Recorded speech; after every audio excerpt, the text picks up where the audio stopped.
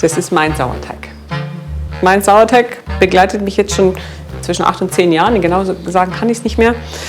Und den hege ich und pflege ich sehr, weil das eine alte Kultur schon ist. Und wir haben auch ein inniges Verhältnis, der Sauerteig und ich. Ich überlege schon immer, ob ich ihm mal einen Namen gebe. Mal schauen, vielleicht fällt mir noch was ein.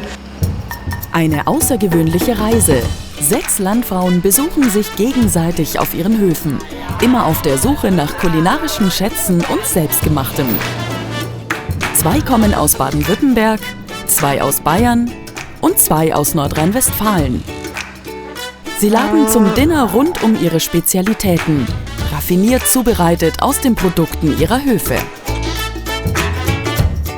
Am Ende entscheiden die Gäste, wer kocht das beste 3-Gänge-Menü.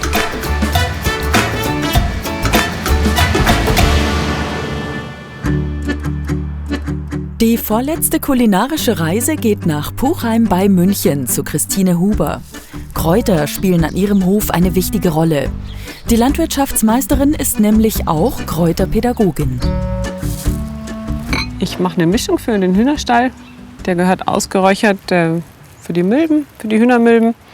Und da tue ich ein bisschen Lavendel rein, das mögen die Milben nicht. Den Rheinfarn tue ich mit rein.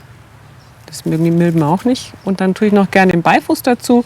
Das ist ein altes Schutzkraut und das schadet nie in der Räuchermischung drin.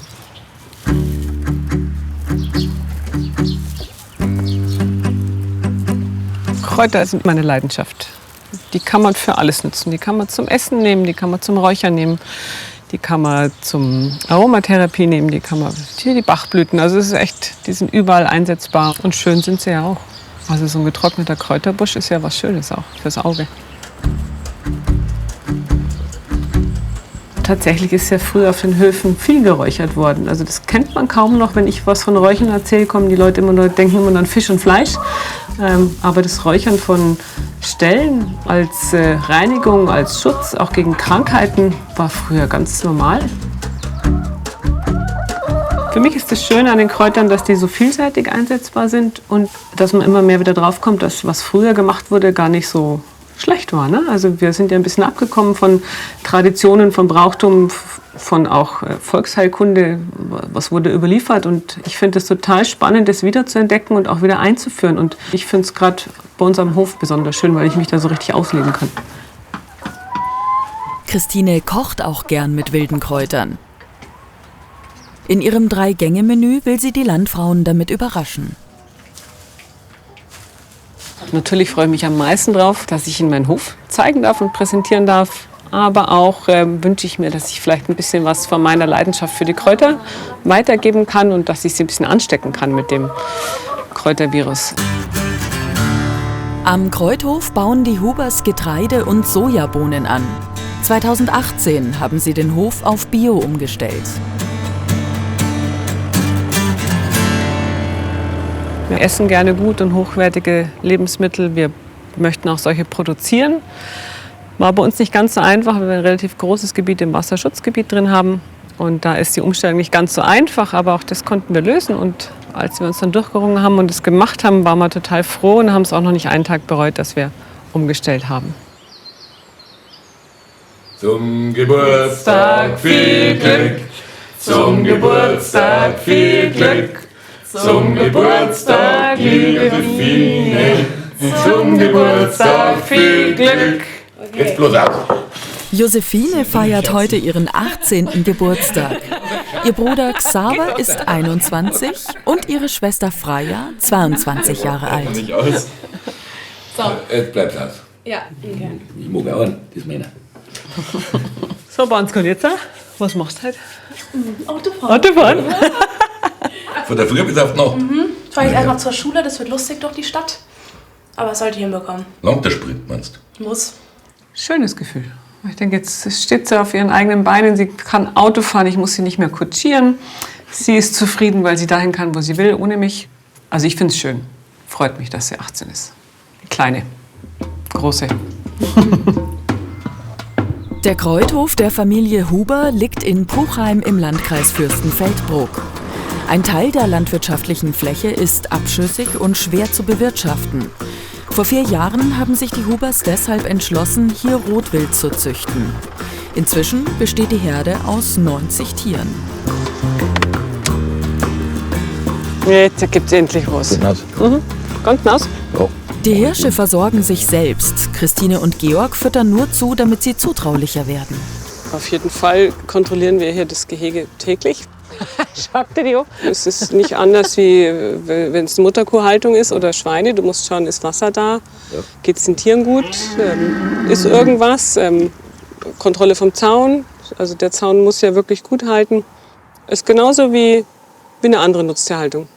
Nur, dass die Tiere ein so großes und abwechslungsreiches Gehege haben, dass sie als freilebend gelten. Die Idee hast du gehabt.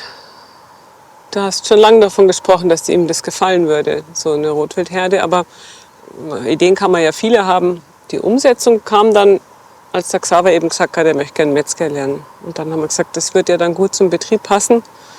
Und dann habe ich angeschoben, gell? Du hast angeschoben, ja. Wenn du nicht angeschoben hättest, dann hätten wir heute noch keinen. Ich habe überlegt, wie bringe ich denn meinen kulinarischen Schatz am besten unter. Und ich habe gedacht, ich mache Wiese, Wild und Wald. Und da gibt es aus Gruß aus der Küche in dreierlei von meinem Bauernbrot. Einmal mit einem Hirschtartar drauf, einmal mit einer Schafgarbenbutter und einmal mit einem Wildkräuterbruschetta. Und als Hauptspeise habe ich den oberbayerischen Klassiker Fleischpflanzerl mit Kartoffelsalat, als Wildpflanzerl mit Bärlauch gewürzt und mit Brennnesselsamen paniert. Für die Nachspeise habe ich mir dann den Wald überlegt. Es gibt ein Fichtenspitzen-Tiramisu mit einem Holunderbeereneis dazu. Und als Deko kommt obendrauf ein Gundermannblatt mit Schokolade überzogen. Christines Gäste sind schon in Oberbayern angekommen. Die 5 Frauen besuchen das Kloster Fürstenfeld.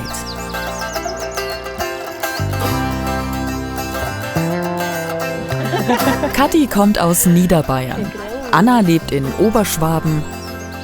Anja hat einen Hof in Ostwestfalen und Steffi kommt vom Niederrhein.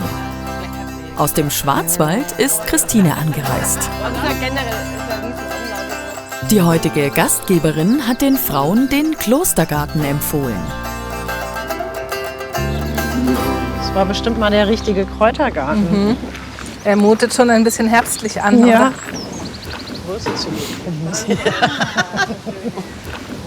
Also sagen wir jetzt, die oberbayerische Region ist, glaube ich, relativ ähnlich zur niederbayerischen Region, jetzt so von der Kultur her mit den Klöstern und so. Das ist mir alles bekannt. Trotzdem ist natürlich jetzt so wie da super schön, einfach ein riesengroß. Das hätte ich jetzt gar nicht erwartet, da die Klosteranlage, und gefällt mir richtig gut. Christine und Georg führen den Kräuthof in der 8. Generation. 2004 haben sie ihn von Georgs Eltern übernommen. Wenn wir übernommen haben, war es ein reiner Ackerbaubetrieb. Mein Vater hat mit der Viehhaltung aufgehört. Und Christine und ich haben dann ganz schnell gespannt, dass das nicht langt zum Leben. Und dann haben wir gesucht, was wir machen können, und dann sind wir auf Pensionspferdehaltung gekommen. Und das ist heute ein Betriebszweig von mehreren. Angefangen haben wir hier mit den Pferden, als meine älteste Tochter, die Freya, unbedingt einen Pony wollte. Und dann haben wir das natürlich für sie gekauft, weil wir gesagt haben, Platz haben wir ja. Und dann hat mein Mann gesagt, der Georg, also ein Pferd allein hält man nicht, das ist ein Herdentier. Und dann habe ich mir gedacht, ja gut, ich hatte früher auch Pferde, dann kaufen ich mir auch wieder eins. Und dann hat er gesagt, also für 2 fängt er nicht an, dann nehmen wir noch 3 Pensionspferde dazu, dann lohnt sich das Ganze. Und so haben wir angefangen, und aus 5 wurden dann 28 im Laufe der Zeit. Christine ist ein echtes Münchner Kindl und die jüngste von 5 Geschwistern. Ihr Vater stammt ursprünglich aus Brandenburg. Ich habe mich für den Beruf Landwirtin entschieden, als mein Vater nach der Wende zurückgegangen ist nach Brandenburg und dort seinen elterlichen Betrieb übernommen hat. Und da war ich 14 oder 15 und habe ganz viel geholfen in der Zeit. Es hat mir einfach total Spaß gemacht, dieses selbstbestimmte, den Tag selber einteilen. Bulldog fahren habe ich total gern gemacht. Also das hat mir Spaß gemacht, und dann habe ich mich entschieden, nach dem Abitur Landwirtschaft zu lernen. Und ich könnte mir kein schöneres Arbeitsfeld vorstellen als Landwirtschaft. Ich bin jeden Tag draußen. Ich habe viel mit Tieren zu tun. Also ich habe eigentlich den ganzen Tag Freude an meiner Arbeit. Christine wollte nach der Ausbildung den Hof ihres Vaters in Brandenburg übernehmen. Doch dann hat sie Georg kennengelernt. Allein ist nichts was.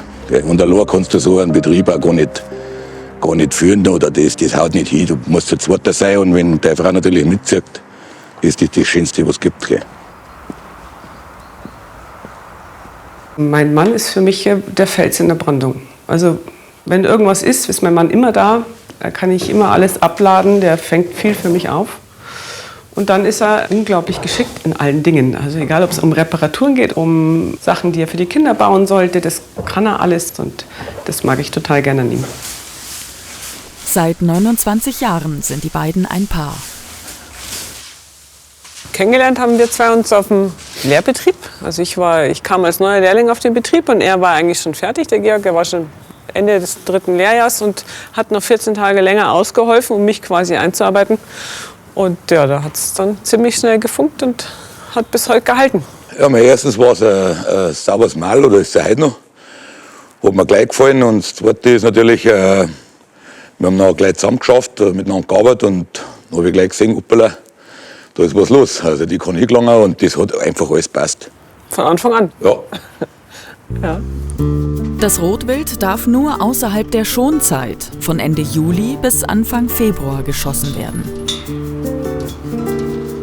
Das ist ja kein Tierpark, sondern wir wollen hochwertiges Wildfleisch erzeugen.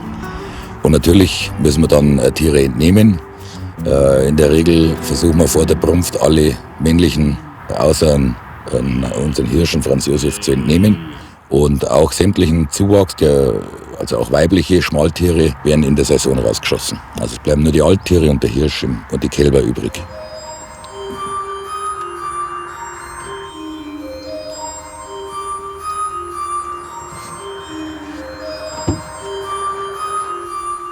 Das bedarf einer unglaublichen Ruhe und einer ganz hohen Konzentration. Man muss immer im Klaren sein, dass man ein Tier tötet. Und der Schuss muss sitzen. Alles andere würde die Leute verursachen und das wollen wir nicht.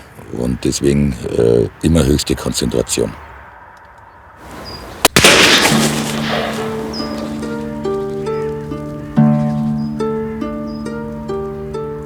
Die Tiere werden auf kurze Distanz vom Kopf geschossen. Das ist eine Tötung, allerdings rein rechtlich gesehen ist es nur eine Betäubung. Das eigentliche Töten ist dann das Ausbluten. Das findet statt unmittelbar nach dem Schuss, wo wir das Tier dann durch Kehlschnitt ausbluten lassen. Das ist die eigentliche Tötung.